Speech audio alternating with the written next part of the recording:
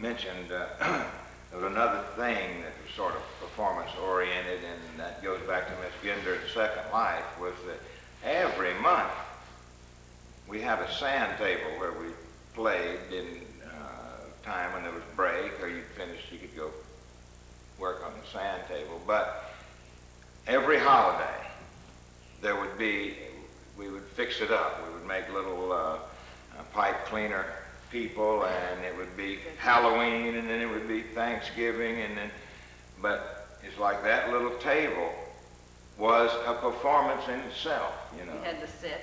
And one of the beautiful things, or I don't know, one of the really valuable things that happened was that in something like this performance, or our dances, or our stuff down in First Life with Miss Dyson, the performance stuff, everybody does it. And everybody does it to the ability that they can do it. Yeah.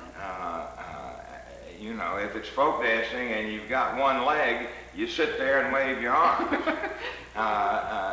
You are participating to the extent that you're able to. And so what that does to me, you know, I am a sort of a natural teacher type person. But that really fostered that in me. And what you're talking about, we taught the wild kids sort of how to perform in this teamwork situation. Hey, look, we're not mad at that lady. We love that lady. That's Miss Ginder. Mm-hmm. We're not trying to get away with anything. We're not trying to make her cry. We're trying to make her happy. We want to please her. Right. And to get that happening. But I remember, like,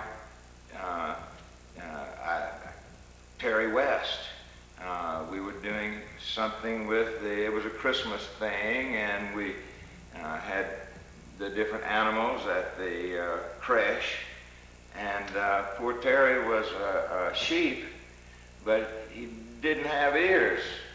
You know, he just had little tiny ears, and he couldn't make, and it was like a big project. It wasn't like, oh, he's embarrassed, and let's laugh at this kid that doesn't have ears. It was, how do we make these things stick on, you know?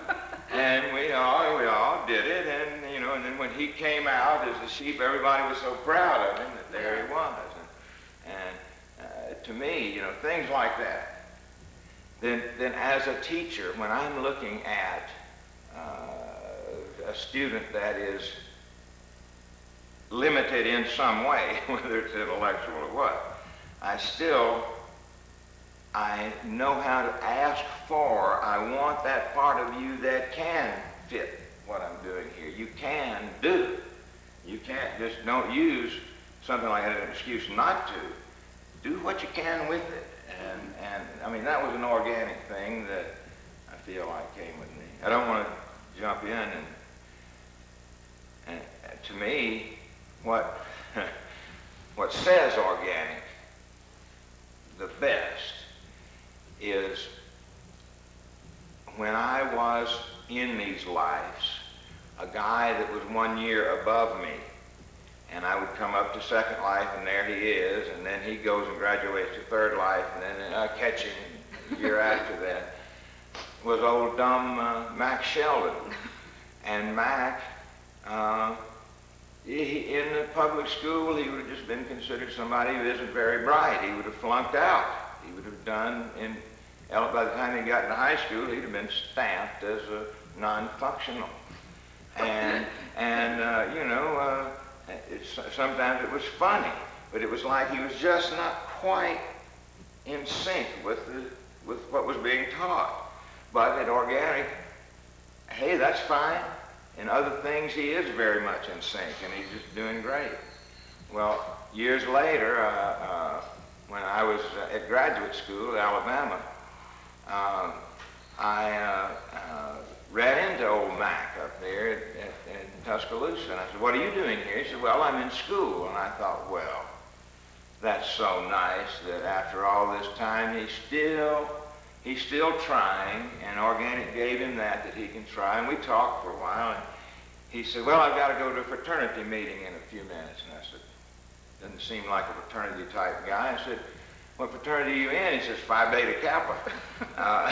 Yeah, and he's a PhD. Right. Now he's the head of the anthropology department at Auburn University at Montgomery. And I know